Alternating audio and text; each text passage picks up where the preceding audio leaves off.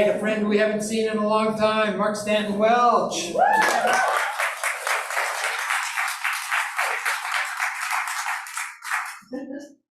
you get this microphone? Come on.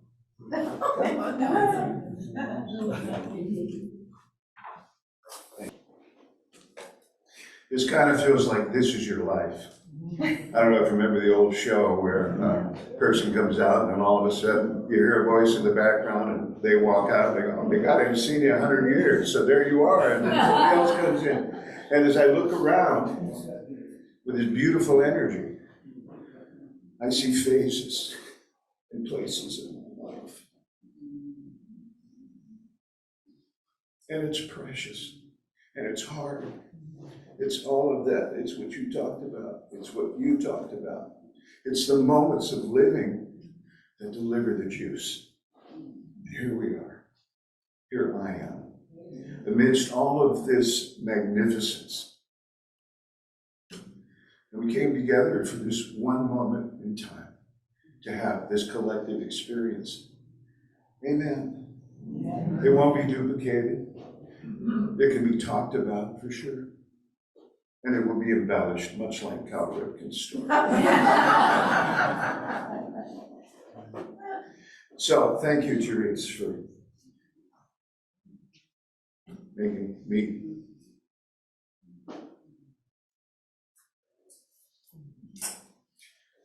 I just want to be as authentic as I can, because to me, that's the most important message. And that doesn't mean I have to talk about anything. It means that I just want to share what is in the moment as a frequency, so that we can remember that our permission is to live now. No other request, just live now. And that means let that stuff behind, let this go. The future, in a sense, doesn't matter because it's all based upon now. What I choose to do here gives me the gift of the next moment in the form that I'm aligned to, much like your words and your song. And I think in many ways that's how we're being directed by a cosmos that is bringing us to a place of greater awareness. Not only that, a true understanding of the template of our design. I'm sorry, but we're not who we thought we were. We're not who we've been told. We're oh so much more. Oh so much more. And the challenge, as in the end of the song, is to choose to lay that down and to let it go. Well, yay, but how does that work? And in a sense, that's what we're here today for. What I'm saying is nothing that I intended to say, because the moment says do this. So I got out of bed this morning. I was up early because I knew I had a long drive. And I heard pay attention. Okay, because last night I gathered some notes together. There's about 300 pages in here, just in case. Because I taught elementary school once, and because of that, I over-prepare, because you never know what's going to happen. And then these kinds of things happen. I go up and load up the car with a few things I'm bringing. I see a tom turkey out there in the road, in the area where I live in Cambria, and then two little young lady turkeys a little farther up the road. And I don't know if this is out of season or not, or this turkey decided that it was time to perhaps connect with the other ones. So I don't know if you've seen turkeys when they're doing their show, but they take on a posture, and these big old wings, they get all fluffed up, and you know the tom turkey is all colorful, and then he drags his feathers along the ground. So he's over there, it's just, and then there are two precious beings on the other end up there going, whatever. And they walk up the road, and he's, okay, that was the first thing. Here comes a lady down the road with a very unusual dog, very exotic looking. And I say, good morning, and she says, good morning, and they both stop, and the dog just looks at me. And she says, do you want to pet the dog? Of course, I said no in my mind, but went, okay, okay. And so they walk over, and she says, by the way, when he loves to meet people, but when he does, he pees himself. All right. All right. And so, indeed, true to form, the dog comes up, I pet, and she is so excited, leaves a little trail. And I say, well, thank you. Okay, so I hop in the car. I'm driving from Cambria. I know if you've been on Highway 1 from Cambria going south, sometimes the traffic's a little intense. In other words, there's a lot of folks on the road. So I was the last car in 16 cars in a row. All right. And eventually I got to see, when we got to Morro Bay, who was in front. It was a Tesla. And I went, okay, this is the height of technology. And the top speed of that Tesla was 45 miles an hour. Have a good day. Have a good day. So on we go, on we go. And I look up into the sky, forgetting the experience and knowing I have no idea what time it is, but I'll be there at just the right time. And then all these beautiful clouds with these big white streaks going across there. And I went, oh, chemtrails. I mean contrails.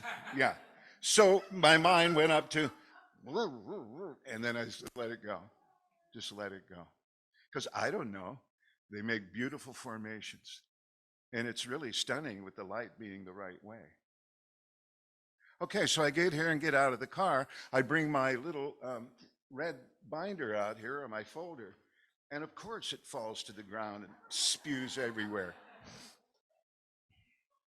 And so here I stand, not knowing what to do.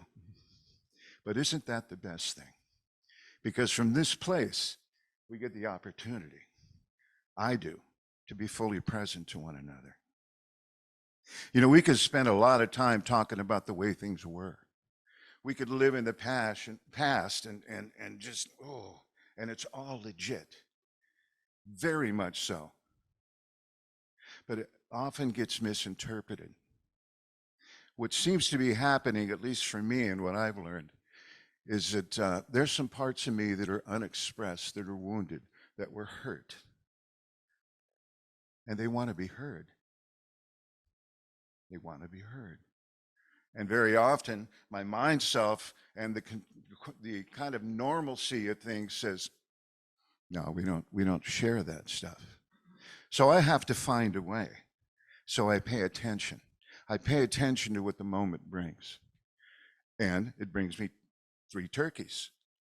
It brings me a dog that pees. It's so excited to do that. And then it brings me these opportunities to begin to go, okay, this is a gift for me. What it is, I don't know, but I appreciate it. And then my life moves from there. The invitation is there. And it was said, he said, moment, the next thought, or the next moment. Yeah. Unfortunately, for at least 2,000 years, we weren't taught any of that. We were taught about limitations. We were taught about things wrong with us. And we were trained to look for that which wasn't up to snuff. Just not enough. I'm sorry, I'm just not enough. I mean, I could get in a puddle of tears here talking about some of the stuff, just as I bet some of us could. And therein lies, in many ways, the solution, the puddle of tears. When we get to the design of who we are, our emotional self is one of the primary elements of this incarnation that gets bad press. It is the most critical element to keeping us in that place of alignment. But are we taught to? No. We're told that we break down when we express something. So imagine my shame when I got up here and tears started to fall out of me. I didn't know what to do. I was going to run from the room. No, I wasn't. I was going to sit here and be as authentic and let it do what it's going to do, because that, to me, is the most important information that I could ever offer. Sure, there are words to go with it, but you felt me. And in that sense, we made a connection that will never be duplicated together. but we build upon that in our moments of living. And we remember the power of allowing. And that's all it's not all we're doing. We're doing many things. I'm going to invite you to sing a call and response song. Camille, I see you. No, I see you're in the camera here. Not really. Where is Camille? She's in the camera. What a precious being she is. And she was real involved in the youth programs, just as I was. And we did a lot of music together as she moved through and then moved on. So what a treat to have her in my This Is Your Life day. All right. Well, I'm a sacred soul. Sacred soul. I'm a spiritual being. I'm a spiritual being. I'm living in the physical body. I'm living in the physical body. Yes, I am. Yes, I am. Oh, yes, I am. Oh, yes, I am. Oh, yes, I am. Oh, yes, I am. Yes, I am. Yes, I am. I am free. I am free. And I am happy. And I am happy. I am free. I am free. And I am happy. And I am happy. Oh, I am free. I am free. And I am happy. And I am happy. I'm unlimited. I'm unlimited. I'm unlimited. I'm unlimited. Yes, I am. Yes, I am. Oh, yes, I am. Oh, yes, I am. I'm a sacred soul. I'm a sacred soul. I'm a spiritual being. I'm a spiritual being. I'm living in the physical body. I'm living in a physical body. Oh, yes, I am. Oh, yes, I am. Oh, yes, I am. Oh, yes, I am. Oh, yes, I am. Oh, yes, I am. Yes, I am. Yes, I am. I am free. I am free. And I am happy. And I am happy. I am free. And I am free. And I am happy. And I am happy. Yes, I am free. I am free. And I am happy. And I am happy. I'm unlimited. I'm unlimited. I'm unlimited. I'm unlimited. Yes, I am. Yes, I am. Oh, yes, I am. Oh, yes, I am. Oh, yes, I am. Oh, yes, I am. So if you believe that thing, then we have nothing left to say. So when we get our soundtracks for our moments of living, we can select. For years I did, I can't get no. And so how did life show up? No satisfaction. But I didn't create any kind of relationship with those thoughts because it was just too cool to sing that song. So there are so many places to go with this. The title, and I don't know how and what the title even means. That's why I had to stay up late to figure it out. You know what I mean? The title came, what, really? Okay, so conscious thriving in these now age times. Well, interesting. So there's three parts that I think are at least worth touching. Conscious, thriving, and now age. Okay. Conscious is obvious because we've been that since the moment we got here. The songs, the interactions, every connection has been in the moment, in the conscious moment. So we're doing that.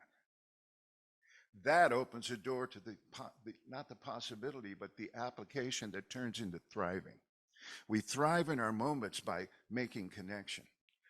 Sure, with one another, which sometimes can bring up stuff, but with turkeys, with dogs, with sky, with all of that. The more conscious I am of what is present, the more my heart opens and engages. And that is the design. Since I was a boy, something told me it's all going to work out. I don't know why I brought that in given circumstances, but I had it. And from that point forward, I kept looking for things working out. Sometimes it took time, sometimes it took space, but something always unfolded. It may not have been what I thought was supposed to unfold. Thank goodness, huh? Thank goodness. But it did show up to give me what vibrationally I was ready to receive. A quick journey about the now age. Quick story. 1987, some of you New Agers may have been out there putting your bodies and intention on the line for a celestial event that was occurring called the Harmonic Convergence. All right, I was called, and my friend Bill and I hopped in our Volkswagen bus, and we drove to Mount Shasta. Of course you went to Mount Shasta. So there we were, in the middle of the August heat, with 2,000 people up on the mountain going, what are we doing here? And then they said, oh, did you see the guy on the rock? He's been beating a drum for 12 hours. No, really?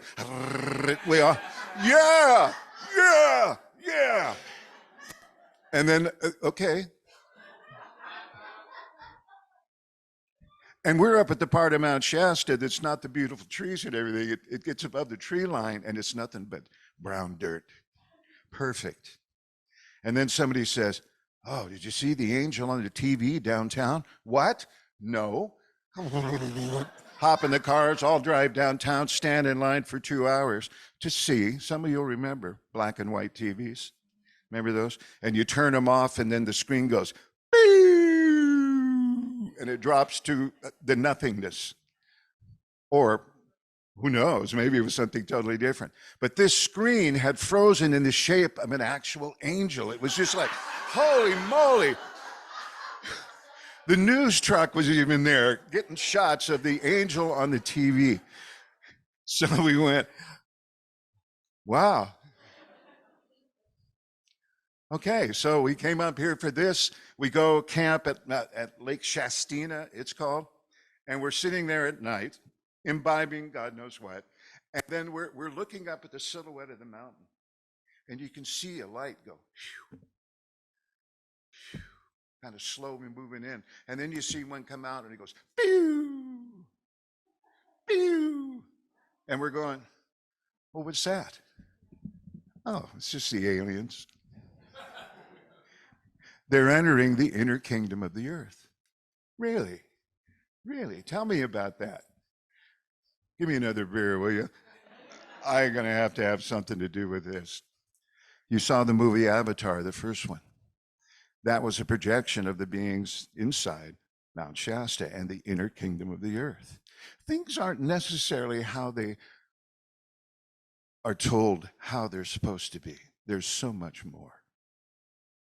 So 1987, we drove home and people said, okay, what was that about? And nobody knew until we realized that all around the world, at a place that were called power spots, that would be cathedrals, that would be pyramids, that would be Ayers Rock in Australia. Small groups of people gathered with a pure intention to just show up. Thank you, Cal. All we did was show up. And in the lore of all of this, it says the universe wanted to see some good faith on the hands of humanity. So we showed up. That initiated a 25-year cycle that ended in 2012. Another mighty gate. So what occurred between then and 2012 was that we finally got an opportunity to live up to the 1968 song called When the Moon is in the 7th house and Jupiter aligns with Mars. This is the dawning of the age of Aquarius. Yeah. But it really didn't happen until 2012 when we crossed over the galactic center. And in that process, it opened us up and left behind what was called the Piscean Age. We're so familiar with the Piscean age because it's about hierarchy, it's about control, it's about all those things. And I have 4 pages of I'm telling you, I just want to show you, there's 4 pages of limited thoughts that we've been taught and told. And I'm sure that's not the definitive list. And we buy into it and we go, well, it's just the way it is. And then we buy into the idea, well, it's normal. Okay. If you want to believe that, fine. Or you can follow your advice in your song, which is change the thought, change the thinking. And that's why you guys are here, to change the thoughts. So when 2012 came, it gave us the opening to stand in the new frequency. Whoops, red light. Okay. The new frequency of the Aquarian age, which was about the unification of the male and the female. The androgynous energy finally was here on the planet in full force. We don't need to go far to begin to look at how things are confusing right now as we integrate this kind of energy all around us. The perceptions are shifting and changing as we reclaim both of the powers that the male energy and the female energy have, and we stand in our wholeness. This is the promise of the crossing into that. And that was 11 years ago. Well, if you look at 7, 8 years after that, you realize that we weren't doing very well. Humanity was kind of fumbling and stumbling, and so they needed to, we'll just say, go home and think about it. So what began to manifest was a little bug. When the little bug manifested itself, it presented the worldwide opportunity to go home and think about it. So if you look at it above what appears to be in what we've been told and entertain the possibility, why not? So I was told to stay in place. I was in Arizona doing music out there, and I heard, you got to get home. Because I heard they were going to close the border. And I needed to get across the border to get back home so I could live alone, which I did anyway. So it was like, okay, fine. I'm sure they were going to stop everyone at Needles. If you've been through that, it was a perfect place to shut everything down. And I pulled up there with trepidations and just drove right through, and it was like, okay, that's that. And so I went home and I stayed in place. And I started to pay attention. And for 3 years, I paid attention to what was going on inside of me. It was not pretty, but I watched it. I sat with it. I wrote songs about it. I did everything I could to live in that frequency. And so it delivered me to this now moment. The New Age, yay, it was fabulous, but it has become a cliche. It has become something that really gets kind of laughed at. So the idea, in a sense, with the new phrase of now age, whatever it's worth, just says life is lived right now, period. Your future is going to unfold from the now, like I said a moment ago, and then the past.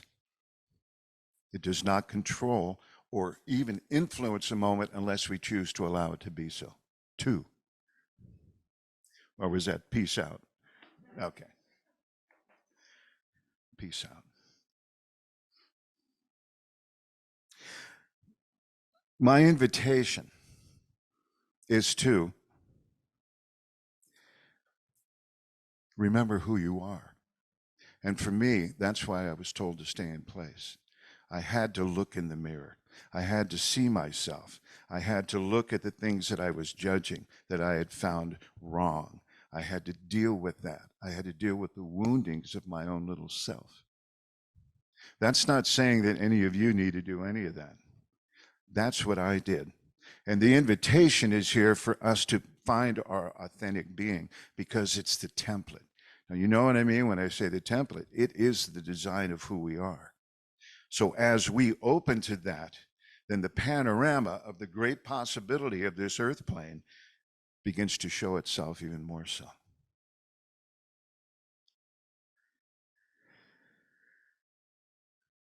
All this 1 minute now, right? Okay.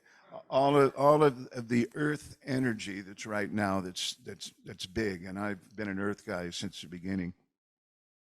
I'm double Virgo, so I am connected to the earth.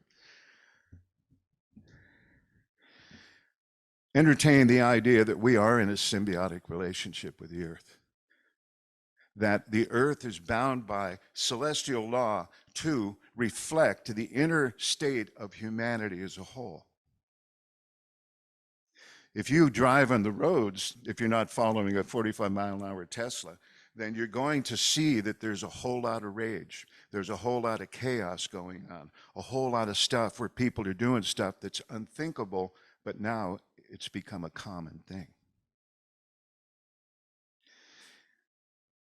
Storms, etc., heat. If I have so much rage that I'm going to hold on to and not express it and keep swallowing it, then the beautiful earth is going to reflect that in mass. Just consider this. I mean, why not? We're here. How did this planet get here? I mean, there's so many, what if? What if all I had to do to save the earth was simply let go of all my crap? Let go of the beliefs, let go of the woundings, to cry every chance I get for whatever reason, to let the tears flow, and then go to the next moment in that higher frequency. Every one of us on the planet for the last 3 years has been raising vibration. It hasn't been pretty, but we're there, we're moving. Every day has got a new frequency for us. We either stand at it and celebrate it and experience it, or we resist. And you both know by now, for me to resist that my time is up is foolish. But the resistance is totally a waste of time. And you know the moment you resist, you feel it right in the solar plexus. You feel it in the sacral center, because the sacral center is going, I just want to release all of that stuff. And then this center says, just hold on. And then I take that energy and I find fault with someone, because that's acceptable. Our invitation in these times is to be authentic with you. There's a phrase that says, I am that I am, expressing as me.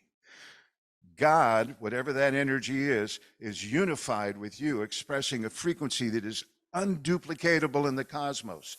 Be that. That's all we're being asked to do. And in the middle of that, we find oneness.